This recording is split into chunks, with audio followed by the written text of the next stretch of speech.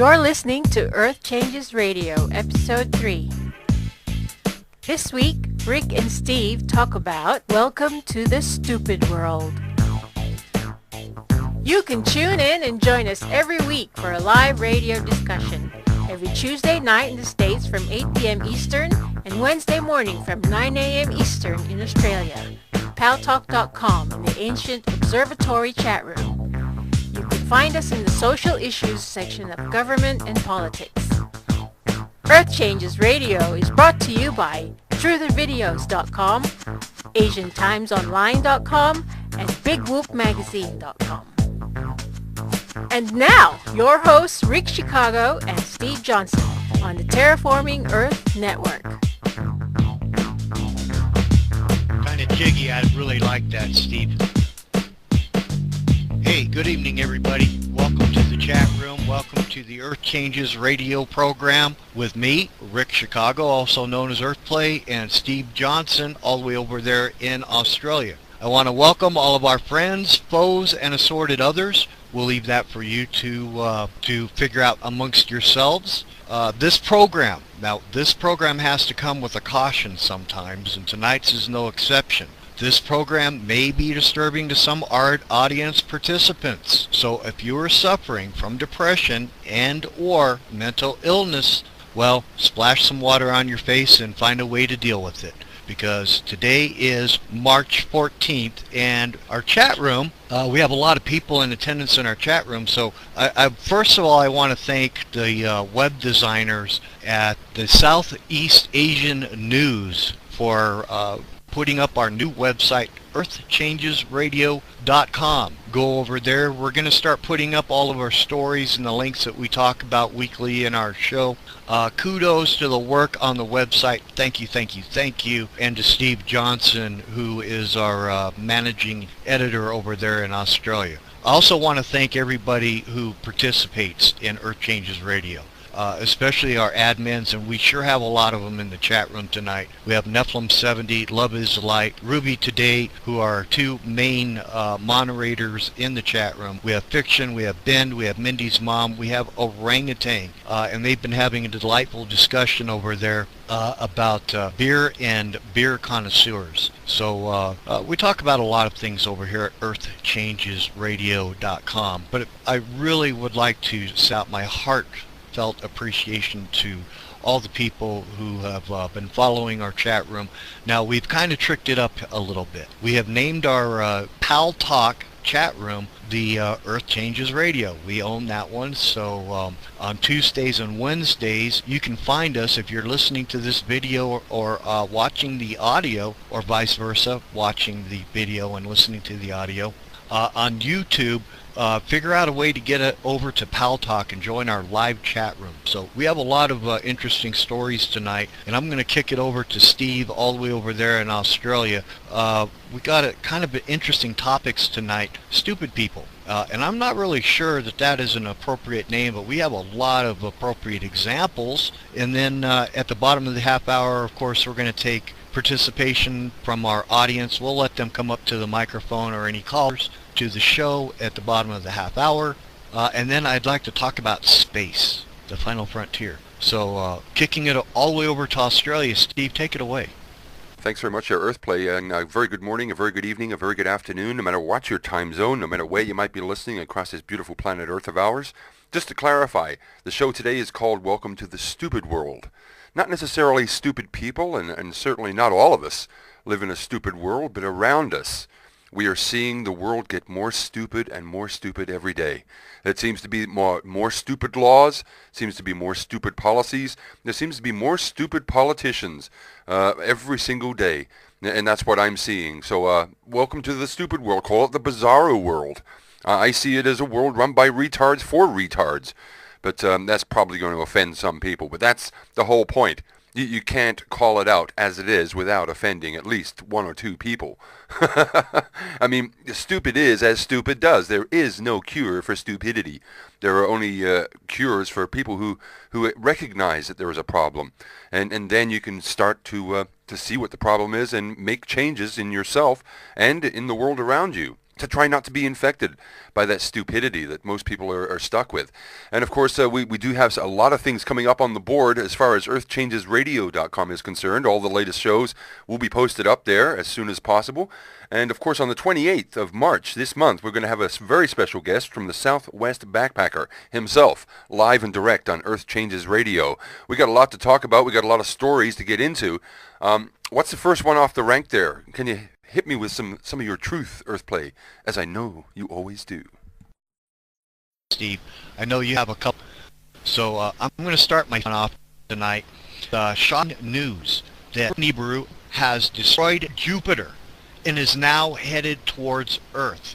The untold evidence from the people at Zeta Talk and the Black Star Project, where they say that Jupiter has been struck by Nibiru and destroyed. But we will not see the light of that explosion for 2 weeks, since it takes about 14 days for that light from the explosion to travel to Earth. So we have 14 days here. But the bad news is that as soon as we see the explosion and the light from Jupiter that happened merely days or hours ago, Nibiru will be right in its heels and will smack the Earth. So that's my first shocking, stupid story of the day, and I found that on YouTube. Under shocking news, Nibiru destroys Jupiter and is headed for Earth. That was my first story, Steve, so what do you got for me? Well, I'm sure if Jupiter was damaged in any way by any extrasolar body, we would know by now. I don't see any clarification or validation in a link like that. This comes from a lady who in 1980s claimed that she was in touch with the Zeta Reticulans, if we remember, Nancy Leader. This is the one that's proposing that Jupiter is being hit. It's the same person for the last how many years? Well, since 2000, then 2003, 2012, 2015, has been saying Planet X is coming, Planet X is coming. Sounds a lot like somebody I know, Gilligan and Gilligan on their way to Ozark Island, but these people seem to be stuck in Groundhog Day. It's happening every year. It's kind of like Alex Jones with his October surprise. Every October is an October surprise. I mean, come on. How much of that stuff or clickbait can you sell before people start not taking it seriously? And one day it may well be serious, and then we're not going to listen to the kooks and the cranks, because guess what? They may have been right all along, but they've been selling their porn fear for so long. It's just got everybody into a lull. It's got everybody acting and feeling stupid about the whole topic and not even willing to look at, well, actually, there is some things that are affecting the planet's perturbations and affecting the planet's orbits around our sun. So there is to say that there might well be something, but what exactly it is, we don't know, and people like this don't make it any better. Well, you know, it's funny that you should mention Alex Jones, Steve, because I actually came across a story from InfoWars today featuring Mr. Alex Jones, and he has a new video saying that FEMA is now preparing for a nationwide pandemic across the United States, or possibly even biological warfare. Talking about a flu outbreak which will take 3 million people, I believe, in the first month, that FEMA has been looking for mass grave sites and is bolstering the vaccines and vaccination programs, and even talking about a lockdown. To quote a friend of ours, Steve Leby, I think this qualifies for numbnuts of the week. Well, such a story like that FEMA are preparing for a mass pandemic outbreak, this sounds like something to me that comes out of Lisa Haven on Before It's News or from Source Shafal. It seems to me that this is a sort of information or sort of story that has no real source, has no real background on it, and it's the same stuff we've been hearing all the time. It could well be. I don't know. But Alex Jones has always been on about the FEMA getting ready, all the coffins that have been lined up, all the UN trucks that are lined up, and look at all the tanks on the back of those trains. We're seeing this kind of constant state of, wow, it's all happening. Walmart, they're starting to put up fences around their shopping centers. Well, that's true. They are. But isn't there really nothing really going on yet? That's right. There's nothing actually happening yet. So I don't know whether it's in preparation or whether it's just more fear porn, because this is a guy, Alex Jones, who said that the Russian tanks were rolling down the American streets and that ATMs were shut down on the 2000. When 2000 went over, when the date ticked over to the new millennium, he was out there on the radio telling people complete garbage. Absolute, and that's still available, hopefully, on the internet somewhere. You can probably still find that. And this is also a guy, let me remind you, that like Lisa Haven, has promised that he will always support Israel. I can't take people like that seriously. To me, they always have an underlying agenda. Yeah, making money, or selling bullshit, or clickbait. There's so much clickbait online these days, it's hard to tell what is the true story and what is not. One thing's for sure, FEMA and groups like this, Department of Homeland Security, they have been buying up bullets. They have been buying up their ammunition. They are preparing for something. Gosh knows what. Could it well be the mole nukes that they've planted off the east coast of the United States? Who knows? That's just some of the rumors that I've been hearing on the rumors I've been hearing on the internet. You know, it's a fun thing. You can fool me once, shame on. You fool me, you can't get fooled again. Yeah, thank you, Steve. That reminds me of Baghdad Bob. There are no U.S. tanks in Baghdad, as tanks are rolling behind him on the streets. But I have another candidate for another stupid story that I heard this week. Stephen Colbert on late night radio, or television, excuse me. And I did not personally see this. I got to read it on the internet, but I believe that there is a YouTube video out there where he is blasting Kellyanne Conway, the woman who helped Trump get elected, saying that your microwave is spying on you. Your microwave is spying on you. Actually, that's right. Your microwave is spying on you. It's a smart appliance. It's reporting back all of your activity.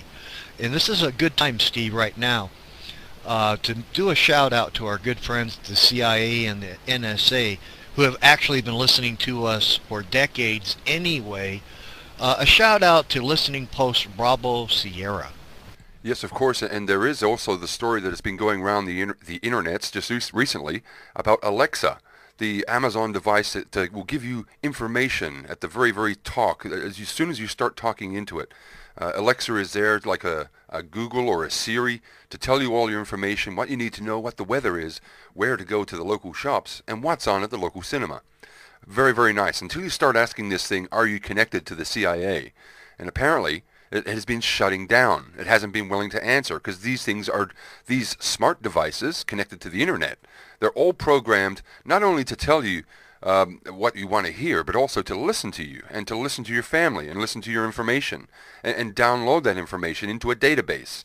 That's now known. These Alexa machines are being reprogrammed all the time to come out with different answers to people talking to them. But it is. All these smart devices are listening to you. Your microwave is listening to you. And it was really funny to see Stephen Colbert with his head in a microwave. I think that's probably the best place for him because his brains aren't working. They need to be cooked up a bit. Because seriously, they're taking that the complete wrong way. They're taking it out of context and not seeing it for the bigger picture it is. It is the invasion into our homes via the 1984 style of everything in your house, watching you, listening to you, and reporting back to the powers that be on what you're up to, who you're meeting with, and what you're doing. That's happened now. We do live in the 1984 George Orwell and Winston Smith dystopia. They think it's a good thing, but we know in the very end of the day, that shit doesn't work out good for any of them. And we absolutely did discuss this in our last program, Steve. Our appliances are reporting on us. We know that federal institutions, and there are so many of them, probably even your local authorities, are able to activate your cell phone microphones, cameras, the data. They even have a law here, I don't know about where you live, but in New Mexico, If you get pulled over by a state trooper, they have the right to download all the information on your cell phone. So the laws are even turning against us. I think one could nominate the people who make these laws as the numbnuts or the stupid person of the week. Go ahead, Steve. There was a story I heard from Tasmania just recently about a couple who own a honey business. They're refusing to pay their land tax or their council tax based on the fact that the land is not owned by them. It is not owned by the council. They don't per se own it, that God is the owner of their land. And by paying taxes, that would be worshiping a false idol. Now, these people have really stood up to the council for the last 5-6 years, and they're owing about $10,000 in back taxes that the government is almost going to force them. Is going to force them to sell their honey business, their homestead business, their bed and breakfast. They got about 4 or 5 businesses. But they're devout Christians, and they believe that it's God's land, that you don't have the right or the authority over the highest authority to take money off you for living on land that has been ordained belonging to God. So the government is having a hard line against these people, saying, well, if we let you get by, everyone will want to get by on religious grounds. But guess what? Maybe that's the straw that will break the camel's back. Because honestly, we don't own the land. We never own the land. The council owns it anyway. We know that. We know that you can never own a piece of ground. You're only here minding it until you pass it on to your forebears or your descendants.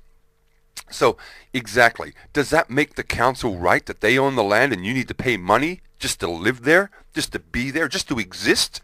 You have to keep paying money to exist? The trick is, they will say, but that's for the garbage collection. That's to keep your water flowing and everything. Well, no, it's not, because they already pay for that out of the council taxes. That's what they're there for. They're there to administrate that. They get money to get your garbage and to keep that going. They always have that money there. It's not like these land taxes actually fund that. And when you live in a fiat currency system where they can print this money off themselves anyway, it's a moot argument to make people pay for living on the land. It's a very stupid argument because the government can just print that shit out anyway.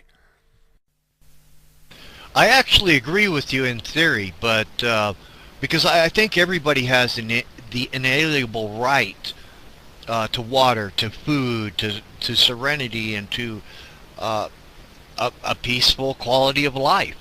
I think that I should be able to meander beyond the borders of China and Russia. And yes, I have talked to Russians if anyone is going to accuse me of that. But what we're doing right now, creating in the world right now, are not migrants, but refugees, war refugees, climate refugees, industrial, and mostly war, dislocating people all over the planet. And now it's becoming a real issue. We don't want the... Earthplace just popped out. It looks like the broadcast transmitter has just gone down. There must be a sun flare located from Ophiuchus coming in strong from the Western Hemisphere. So we're just going to take over there until he gets his shit together and plugs his stuff back in. But until then, what we're trying to say is the stupid world is imposing upon all of us. We don't want to live in a stupid world. We want to live in a happy place, in a nice world. In fact, some of the stories I've got coming at me at the moment, there's a story of a guy who was charged for driving under the influence. Now, it wasn't under the influence of alcohol or anything like that. The guy was charged for driving under the influence of caffeine. That's where we're going with this. It gets even worse than that. When you realize if you start your car up in the morning and you warm it up, as we've been taught to do, as all mechanics, when I grew up, that was a thing everybody did, started their car up to warm it up. Well, now you can get a fine. You can get a $128 ticket. A guy in Michigan got a ticket for warming his car up in the morning, creating potential criminal opportunities. That's what he got charged with. That's how stupid this is getting. And the car was in his own driveway. It wasn't like he was parked in the middle of out of nowhere. That is what I call welcome to the stupid world, where people can get fined for that. We got another one here in Australia just recently. A woman was fined Hey, this one's good. A woman was wearing a... welcome back there, EarthPlay. Hopefully your transmitter is working. Now, we get told by the TSA not to be tested and checked and searched and x-rayed for all kinds of bombs and devices.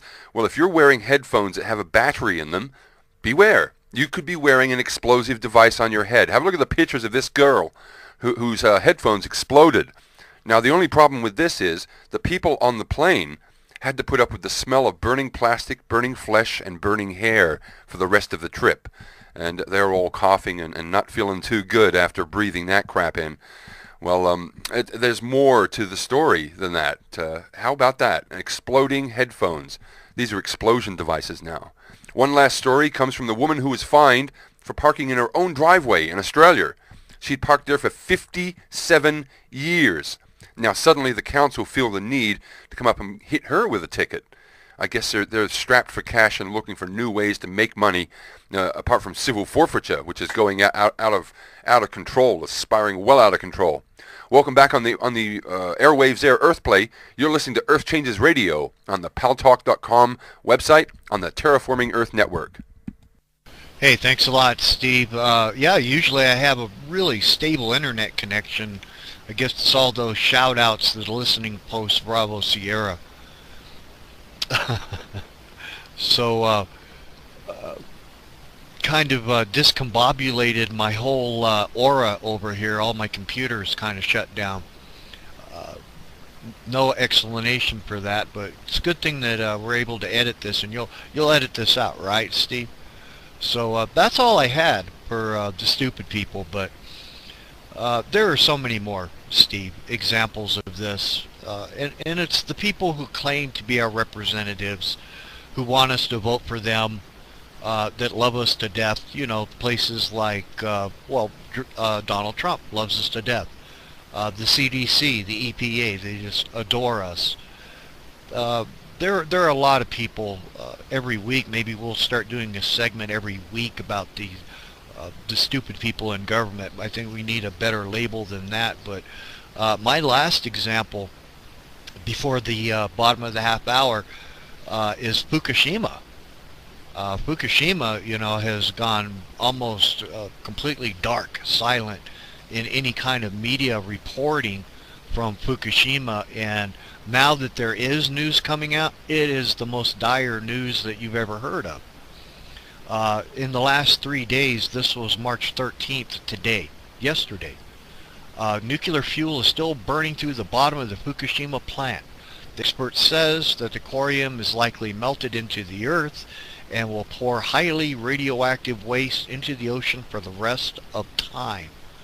Apparently it made it to the New York Times, where they said the fuel may never be removed, that the reactors need to be entombed like Chernobyl. Too bad the scientists aren't listening, because that's been our idea the whole time. Yesterday also as well, a disgusting story. Fish leaking pus, covered in lesions, deformed along the U.S. West Coast. Fishermen reporting that nearly all the fish caught were affected. Going on to say that I've never seen this, had some pus all over the body. Officials are now saying that so many are showing illness, environmental conditions could be a factor. Oh, do you think? And the last story from Fukushima in our most recent update was from a nuclear engineer saying that Fukushima is the worst industrial cataclysm in the history of the world, Steve. As close to hell as I can imagine. That the fact of the matter is that the melted fuel has disappeared.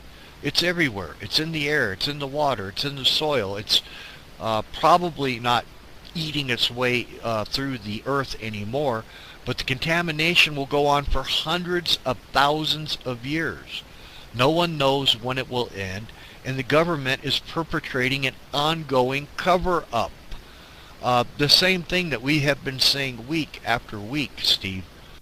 It's getting very serious now in Fukushima with the 2020 Olympics coming up very soon. One of the big stories I've been hearing coming out of Fukushima just recently is the local town of Fukushima that has been overtaken by radioactive boars. No, it's not a B-grade cheesy horror flick known as Razorback or anything like that. These things are apparently have been breeding there, having a couple of litters every year and at least 8 little boar pups or whatever they are every time. These things are now roaming around quite freely and have basically taken over the town. There's so many of them, the government have put a bounty on these things, and looking at them, some of them do seem to be affected by the radiation. Yeah, see if we can get you a link. We're going to post that in the video when we make the video. But certainly these things look a little bit sick, but they don't look that sick at all. They look pretty strong and healthy, taking over a town that has actually scared the people of going back into there. Now, one thing I would like to talk about in the coming shows is the long-term lives of polyticks. When I talk about polyticks, I mean many chiggers, many blood-sucking animals that stick on your body and suck the lifeblood out of you. That's politics. Polyticks, many ticks. And I would like to talk about how long these things have a lifespan for, because there seem to be polyticks in Senate and Congress that have been there for 30, 40 years. This deserves looking into, doing a bit of research, naming the names, and telling you exactly how long these people have been sucking on the tit of your hard-earned dollars and your taxes, and how long that they've had a life of blood-sucking the American people. I think that's interesting, because anybody who has a job for 40, 50 years in this day and age, I mean, what industry are you in? Everybody that I knew that worked for that long has all been sacked, and nobody has these long-term jobs anymore, except for one group of people that seem to be doing very well. Thank you very much.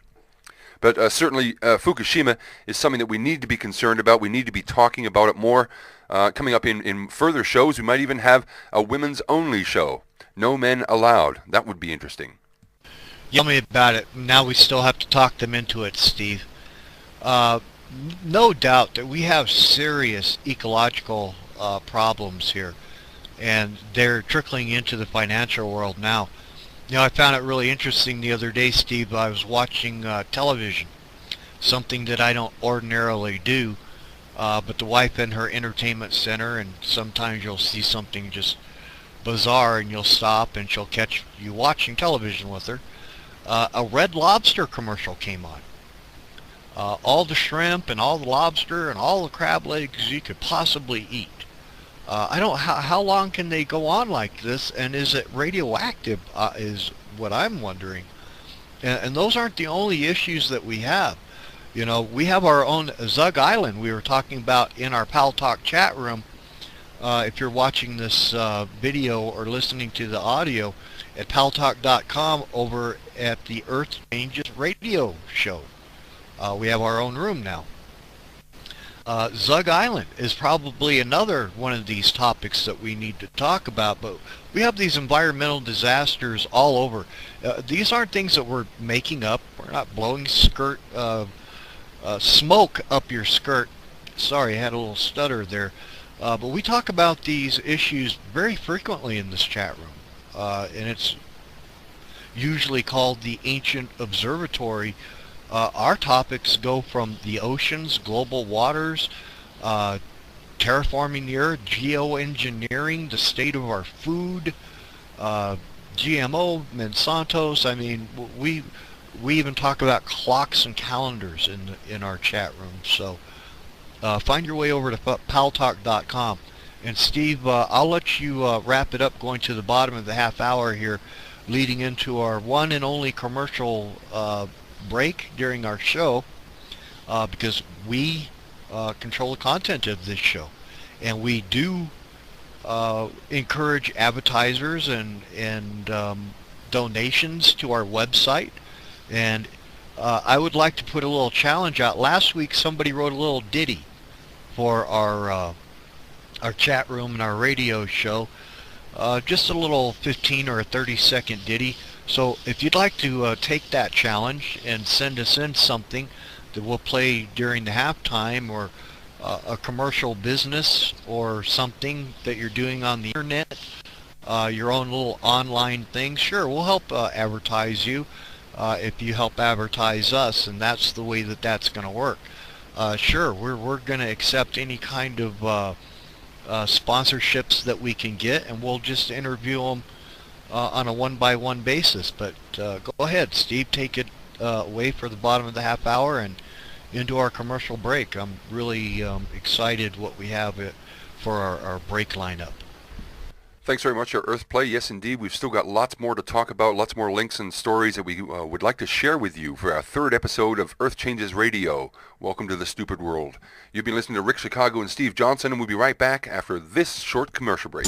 Hello, my name is Michael Kane, and you are listening to Earth Changes Radio on paltalk.com.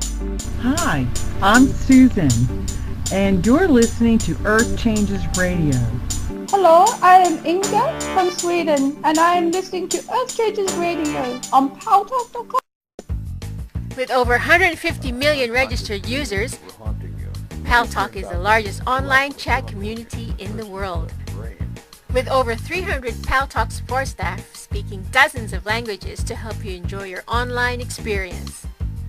Meet new people across town, country, or continent while chatting about your interests. Sing live karaoke, listen to music, join a lively political debate, or play group trivia in one of thousands of chat rooms in various categories from your PC, your tablet, or mobile device. Joining Paltalk is free and easy. Go to paltalk.com and become part of our friendly community today. Hi, I'm Michelle, and you're listening to... Oh, I forgot what it was. Is it Smooth? Hi, I'm Ruby, and you're listening to Earth Changes Radio on paltalk.com with Rick and Steve. My name is MW, and I have found peace from horse shit. Well, you know, it takes all to make the world go round. Whatever floats your boat, whatever tickles your pickle, as long as it does it for you in a good way and doesn't cause a murder. That's the kind of thing that we're all about here at Earth Changes Radio. We recognize and we know that the Earth is changing. We see the signs, but what can we do about it? Well, we can voice our opinion. We can talk about it, but is that going to change anything? Well, essentially it does. We make small changes. That's the first step. And the first step is always the best step, because then you're on the path to getting somewhere. Inga sounds hot. I'd date her. Hey, what about you, Earthplay? What's going on with the space probes? We haven't heard much from any of those that have been flying past Pluto or Ceres or any of the minor moons, but we are finding out a lot more about some of the more exotic environments that are on these places, and a bit more about the moons that are swirling around these planets and planetoids in our solar system. Back to you, Earthplay.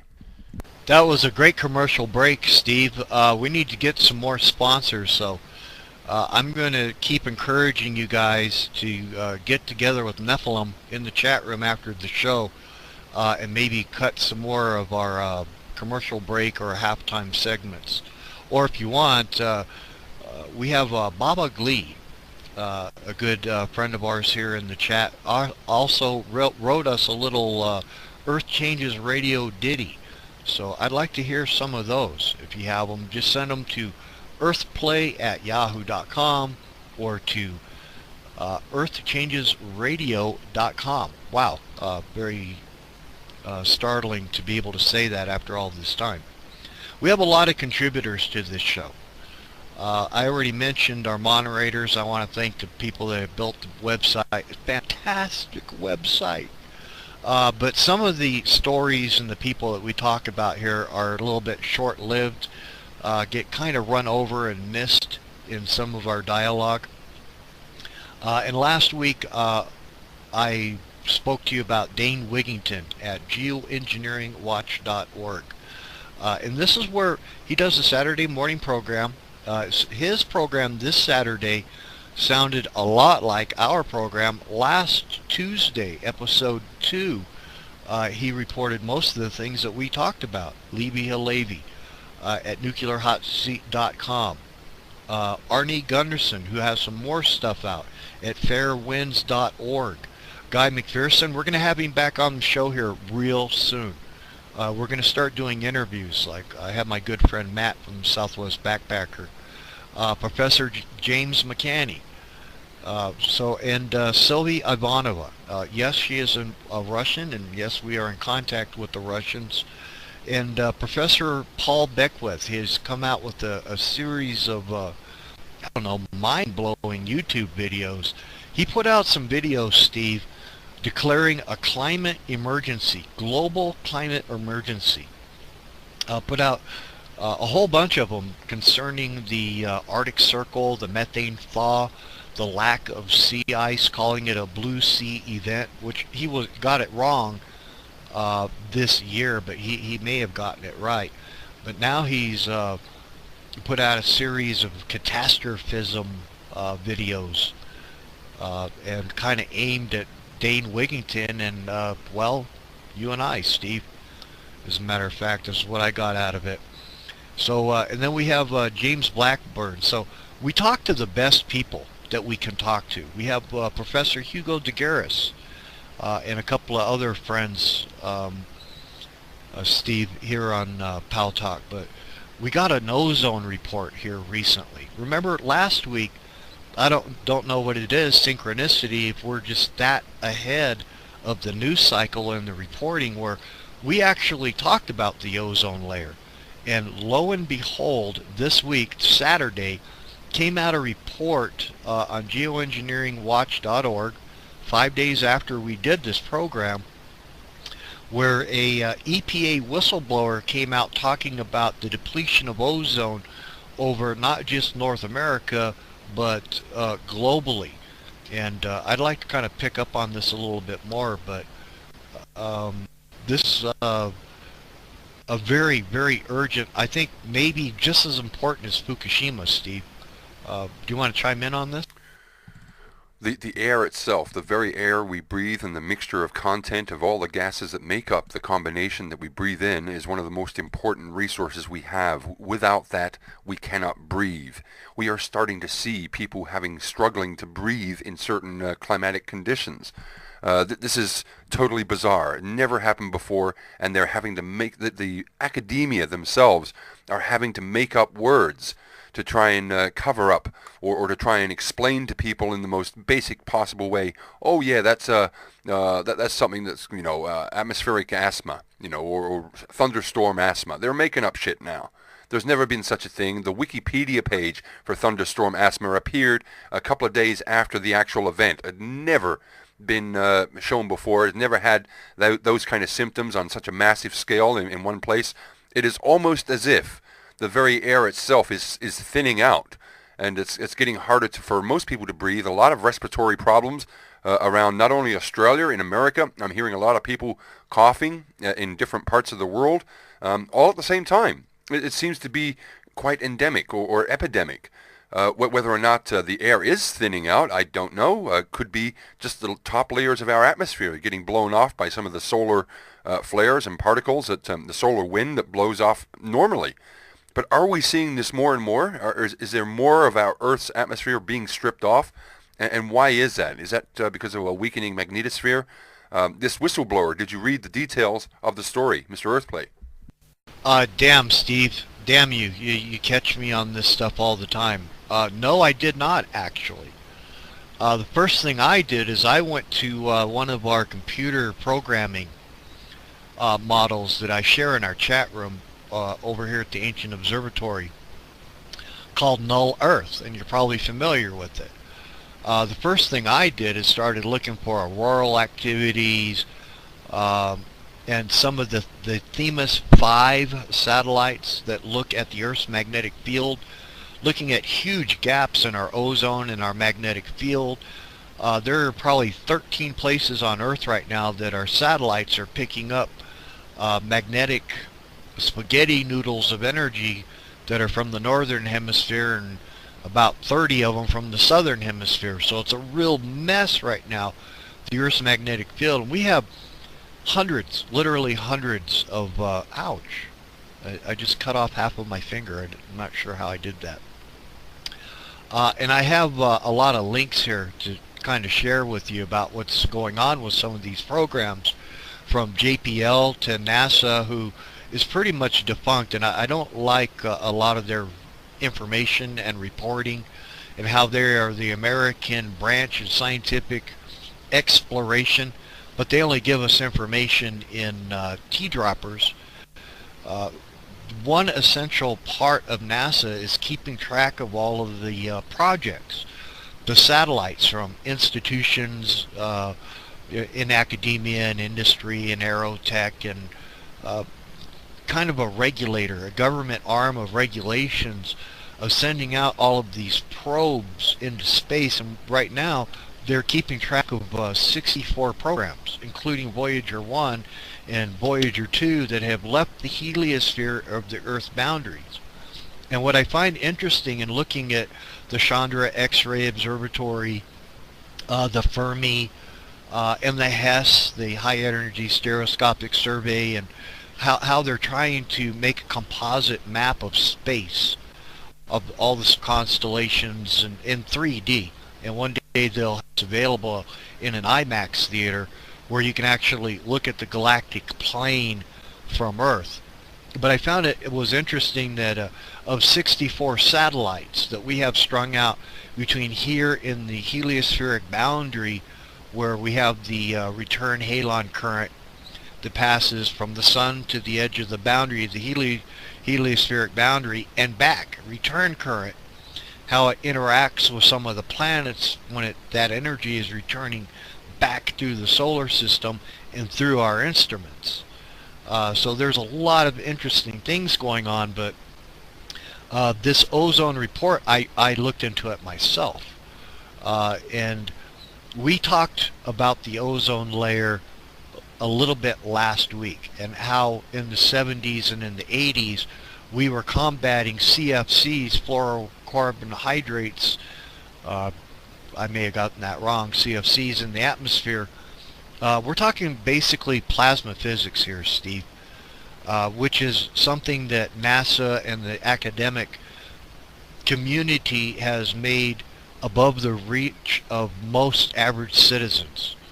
And plasma physics is not that. If you understand Fukushima, the release of all the radiation and the particles and the metallic particles, if you understand the geoengineering, the CFC problem with the ozone, well, you're talking about plasma physics, because you're talking about the weights, pressures, and densities in the Earth's environment. You're basically talking about weather, the gases and the vapors and the other contributing factors that alter the weather, and we're doing way too much of that right now, Steve. You know, from experience, Mr. Earthplay, there's one thing that I was always taught, and that is NASA is never a straight answer. A lot of the stuff and the stories that come out from NASA are to be questioned. That they're very much to be questioned. So I'm always hesitant when I hear that NASA now have a new report or there's a new whistleblower from NASA. It always concerns me, because I'm sure that some of these people are set up to put that out as official whistleblowers, officially sanctioned but not on the books, to come out with some mind-blowing information to get people looking in different directions. I'm sure that's what crop circles were all about, that there is something going on. But what they're telling you and the information we're getting is not always that credible. One story, I'll give you a good example here.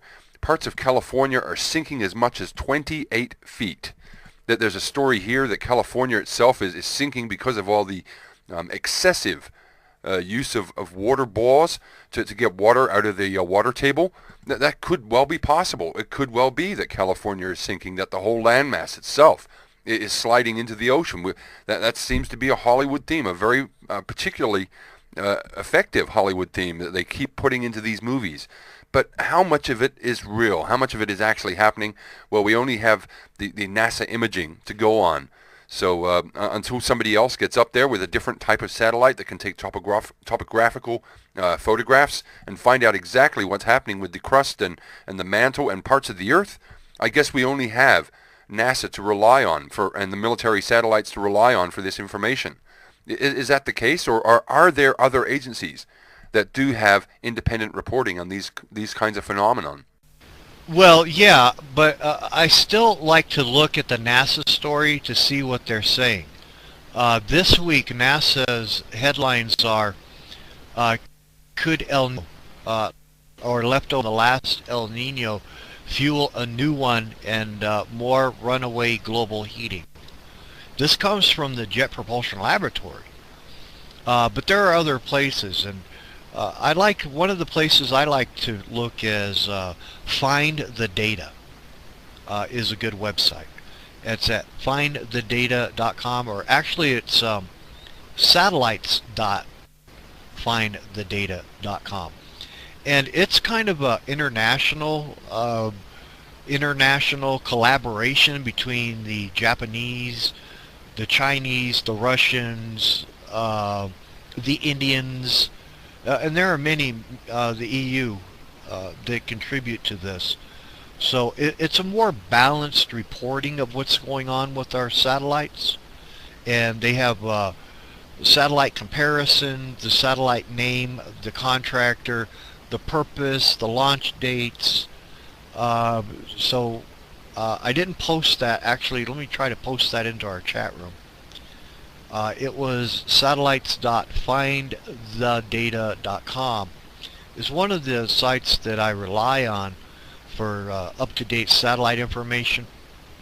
What I wanted to add here was that of the 64 that I liked, the Chandra, the Heliosphere, the IBEX, which you've heard me talking about, the International Boundary Explorer, these specific satellites, because these are the ones that are going to find the large objects, the energies, which move through our solar system, because they show up in high energy stereoscopic surveys and Doppler red shifting and blue shifting.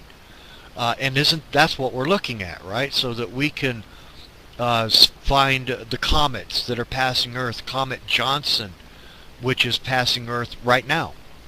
Another green comet, can't think of the name of it. It's right here on the top.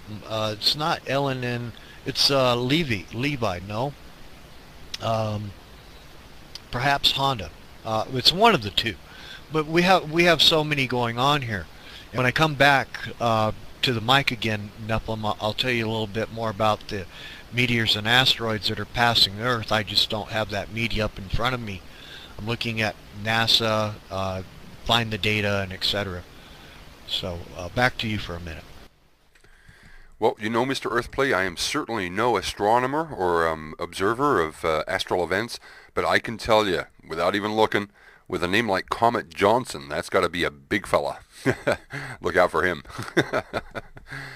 But to be serious, there's always these types of things flying around our solar system and through our planets and through the from the asteroid belt and the region of Ophiuchus. What do you call it? The Oort cloud that surrounds our entire solar system extravaganza.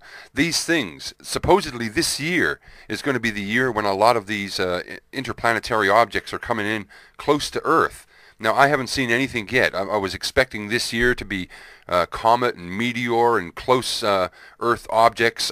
These things are supposed to be coming by. There's even that artificial satellite that's supposed to be passing by, I'm sure, in a couple of months. I'll try and find the name of it. 1991A, I think it is. I'll try and find the name of it.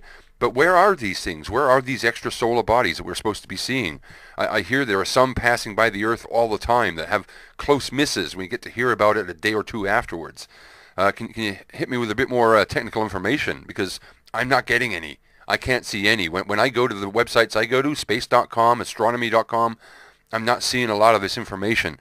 And they're certainly not being clear about what our real issues in space and space objects are. They're just saying they're throwing a lot of money at it, but nothing's happening. Hit me with some truth there. Well, the truth is that the sun is probably hit by a dozen comets every week, and they call those Soho comets. And actually, I just really poor at multitasking. I'm trying to copy paste to put this into the chat room. Is a list of all the comets and things that come close to the Earth in 2017. And like I said, many of them don't even have names. Let me read off a couple of them to you. Some of these you have heard of, like Comet Shoemaker-Halt that came by on January the 10th. Comet Spacewatch, Comet Neat, Comet McNaught, Comet Catalina, Comet Linear, Comet Ying. A lot of them, I'm not even going to try to pronounce their names. I'll just start reading their designations. There are so many of them listed here. So I have copied and pasted that right into the chat room, and this is good for all year. There must be 50, 60 comets. These are just the comets. Okay, the ones that come through our solar system once a year, every 2 years, every 3 years, every 7 years, every 20 years, called periodic comets. And these are the ones that are here with us right now, that if you had good telescopes, you could see most of them. But many of them you can't, because they're coming at above or below the declination of our solar system, so you don't see them till the last second, till they flare up, and you only have hours to witness them before they burn up in the heliosphere of the sun. So there's one really good source that I've shared with you right there. I'll tell you what really freaked me out was watching the meteor over Chelyabinsk. Now, these poor people of Russia in this town, they got no warning whatsoever. This thing just streaked across the sky faster than a jet plane, and all of a sudden, boom, it just exploded. Approximately a minute later, that they felt the effect. The shock wave was smashing windows, was crushing people. A lot of injuries that happened. And that happened without any warning whatsoever, on a clear blue sky, beautiful day in Russia. And that kind of thing is kind of scary. It could happen anywhere, anytime. This Chelyabinsk meteor, they actually found parts of it, fragments of that meteor. But this kind of thing could happen anywhere on the Earth at any time. However, I do believe there are certain points of the Earth that are more magnetically attracted to objects coming into their actual location. These are the places that scientists go looking for meteorites. They go looking for these kinds of fragments, and quite often they find them. Is that not true, Earthplay? Yeah, that's right. And we'll ask the Southwest Backpacker about that, because he walks around in the desert with a metal detector.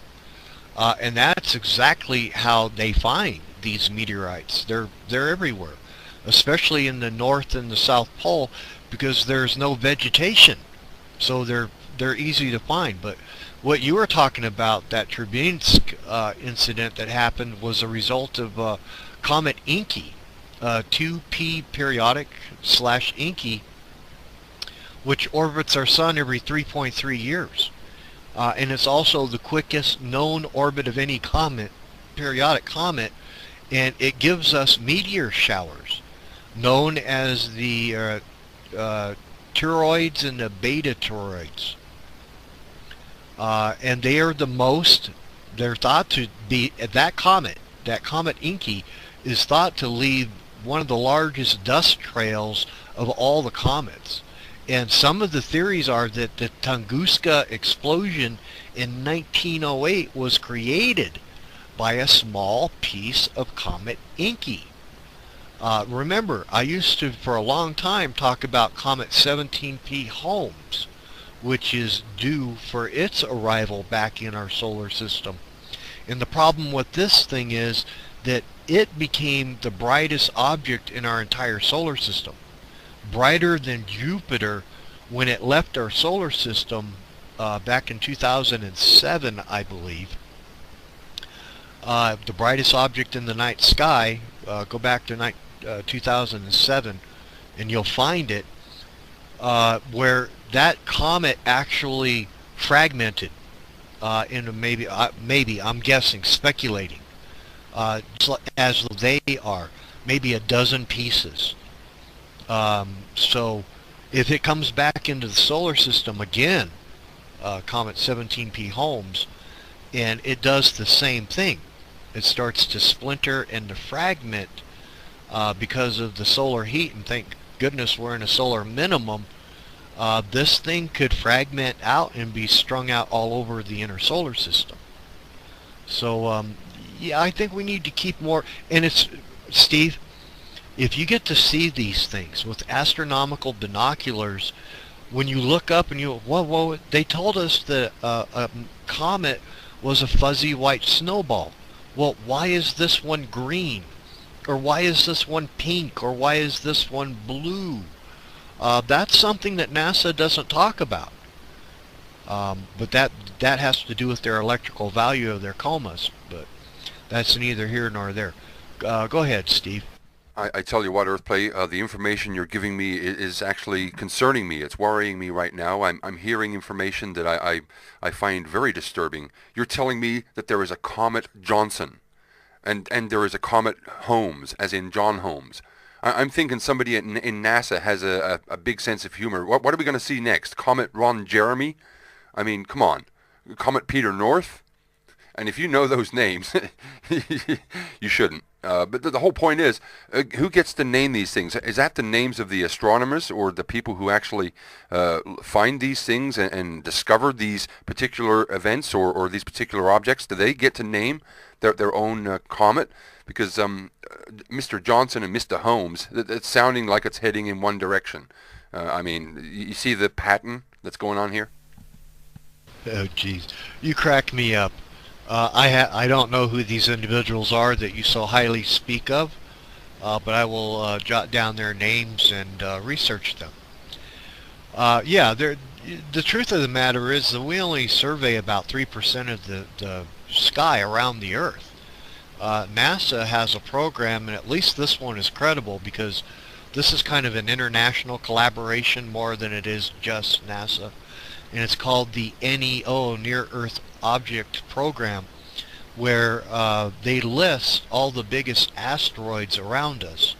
We have rogue asteroids, we have Trojan asteroids, we have what are called satellites.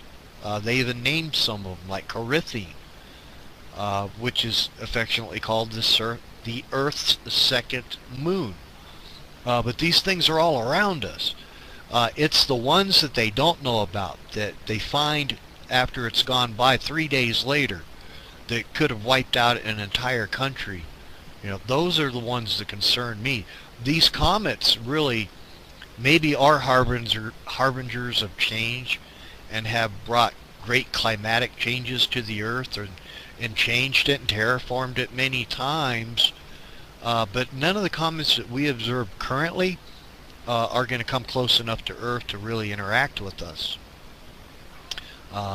It's like some of these shorter period comets that are actually rotating down a spiral path towards the sun. Those are the ones that concern me. The ones that keep coming back, like this comet Inky, that comes back every 3.3 years. Or the asteroid Caffeine that comes back, I don't know about, I'm not even sure what the periodic on that is, every other year when it rotates from our North Pole to our South Pole. There is debris all around us, not to mention a lot of the satellite programs, and I promised to give that link. So this is called Oscar, and this is not a program, but a list of all the satellites that are currently operating in Earth's orbit.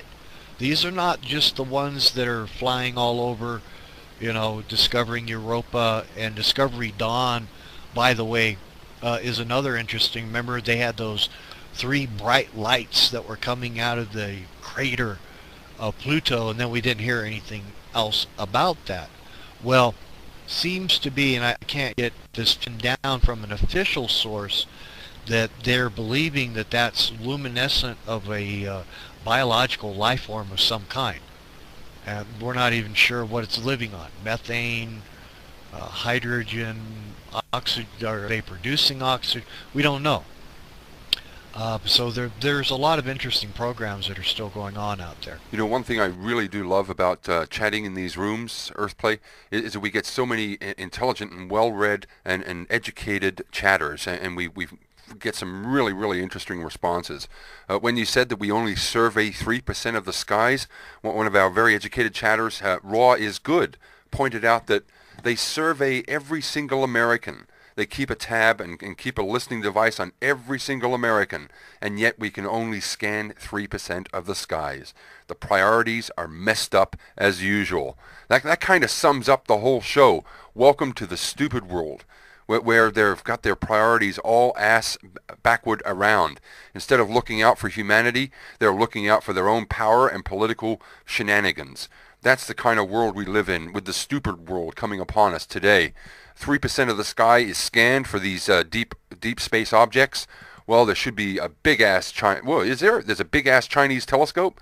Well, I hope they're keeping an eye on it, because these guys who are keeping an eye on the skies, that reminds me of the Thunderbirds. But where's Thunderbird 1? Where's Thunderbird 2? None of them have these things.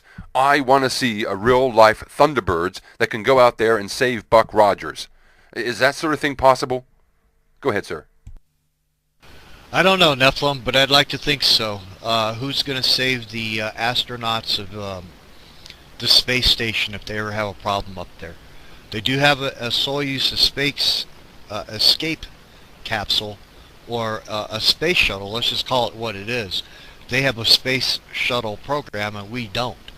And there's always one shuttle standing by at the space station. But we don't have any Buck Rogers. Nobody's coming to our rescue now. Hey folks, an hour just flew by.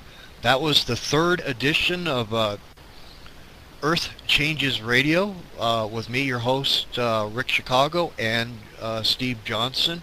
If you're listening to this audio or watching the video, please subscribe. And remember, you can join us live in our chat room, in our after show conversations in the chat room. A lot of interesting people there at paltalk.com, at EarthChangesRadio.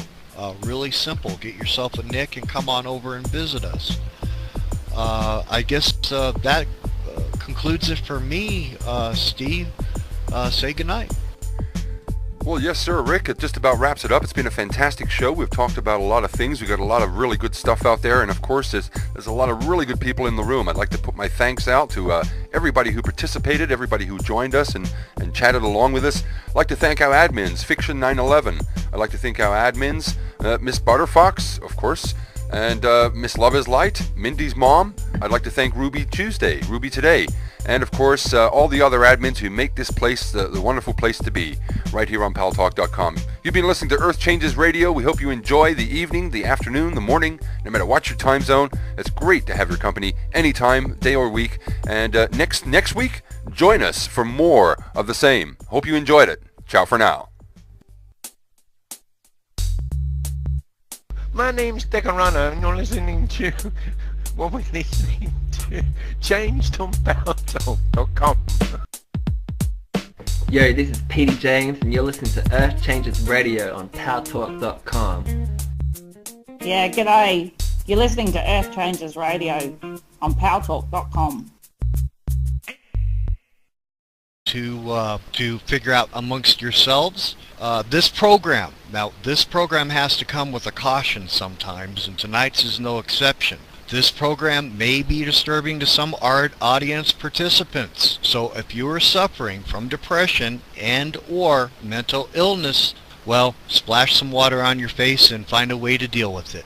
Because today is March 14th, and our chat room, we have a lot of people in attendance in our chat room. So first of all, I want to thank the web designers at the Southeast Asian News for putting up our new website, EarthChangesRadio.com. Go over there. We're going to start putting up all of our stories and the links that we talk about weekly in our show. Kudos to the work on the website. Thank you. And to Steve Johnson, who is our managing editor over there in Australia. I also want to thank everybody who participates in Earth Changes Radio. Especially our admins, and we sure have a lot of them in the chat room tonight. We have Nephilim70, Love is Light, Ruby Today, who are our two main moderators in the chat room. We have Fiction, we have Ben, we have Mindy's mom, we have... You're listening to Earth Changes Radio, Episode 3.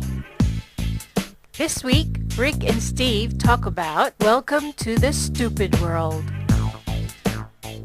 You can tune in and join us every week for a live radio discussion. Every Tuesday night in the States from 8 p.m. Eastern and Wednesday morning from 9 a.m. Eastern in Australia. paltalk.com in the Ancient Observatory chat room. You can find us in the Social Issues section of Government and Politics. Earth Changes Radio is brought to you by TruthOrVideos.com, AsianTimesOnline.com, and BigWhoopMagazine.com. And now, your hosts Rick Chicago and Steve Johnson on the Terraforming Earth Network. Kind of jiggy. I really like that, Steve.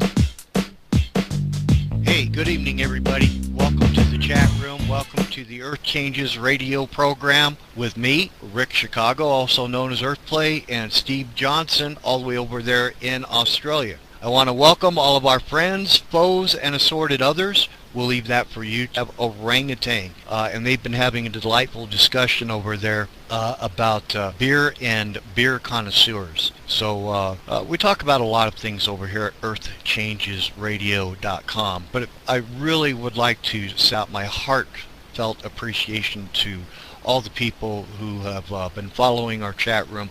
Now, we've kind of tricked it up a little bit. We have named our Pal Talk chat room the Earth Changes Radio. We own that one, so on Tuesdays and Wednesdays you can find us if you're listening to this video or watching the audio, or vice versa, watching the video and listening to the audio on YouTube. Figure out a way to get it over to Pal Talk and join our live chat room. So we have a lot of interesting stories tonight, and I'm going to kick it over to Steve all the way over there in Australia.